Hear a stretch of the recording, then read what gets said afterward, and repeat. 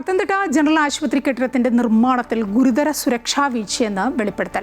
തെരഞ്ഞെടുപ്പ് മുന്നിൽ കണ്ട് ഉദ്ഘാടനത്തിനായി ഉന്നതങ്ങളിൽ നിന്ന് കടുത്ത സമ്മർദ്ദമുണ്ടായതായി HMC യോഗത്തിൽ കിറ്റ്കോ എഞ്ചിനീയറുടെ തുറന്നുപറച്ചിൽ ഉണ്ടായി. ഇതേ തുടർന്ന് ആശുപത്രിയിലെ ഇതുവരെയുള്ള എല്ലാ നിർമ്മാണ പ്രവൃത്തികളും അടിയന്തരമായി പരിശോധിക്കാൻ ആറന്മുള MLA അബിൻ വർക്കി നിർദ്ദേശം നൽകിയിരിക്കുകയാണ്.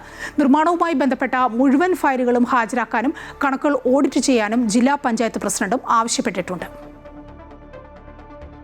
തിരഞ്ഞെടുപ്പിന് തൊട്ടുമുമ്പ് നിർമ്മാണം പൂർത്തിയാകാത്ത കെട്ടിടം ധൃതി പിടിച്ച് ഉദ്ഘാടനം ചെയ്തപ്പോഴേ വിവാദങ്ങൾ ഉയർന്നതായിരുന്നു. ഈ നിർമ്മാണത്തിൽ യാതൊരുവിധ ഗുണനിലവാരവും ഉറപ്പാക്കാൻ കഴിഞ്ഞിട്ടില്ലെന്നാണ് പദ്ധതിയുടെ മേൽനോട്ടം വഹിച്ച കിറ്റ്കോ എഞ്ചിനീയർ തന്നെ ഇപ്പോൾ HMC യോഗത്തിൽ തുറന്നു പറഞ്ഞത്.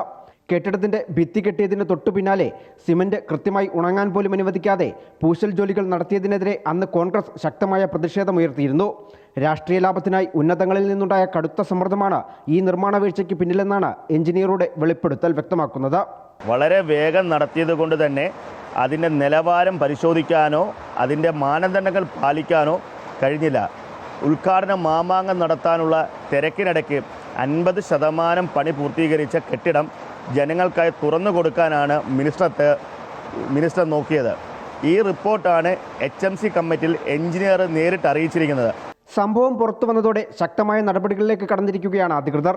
ആശുപത്രിയിൽ ഇതുവരെ നടന്ന എല്ലാ നിർമ്മാണ പ്രവർത്തനങ്ങളും സമഗ്രമായി പരിശോധിക്കാൻ ആറന്മുള MLA അബിൻ വർക്കി നിർദ്ദേശം നൽകി കഴിഞ്ഞു.